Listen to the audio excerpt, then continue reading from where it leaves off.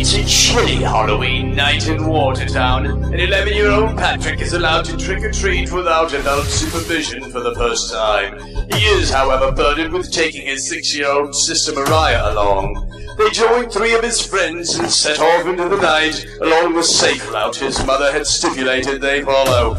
Patrick's friends had heard about a spectacular Halloween house nearby, and they pressure him into breaking the rules to see it.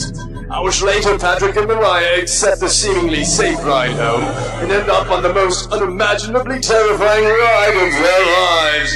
They had been tricked, and it was certainly no treat. Parents, do not let your kids trick-or-treat alone until they read Tricked, a local story by local author Holly Gaskin. Tricked is available at Yellow Barn Winery, Green Time in Adams Center, the Burville Cider Mill, and at hollygaskin.com. That's hollygaskin.com.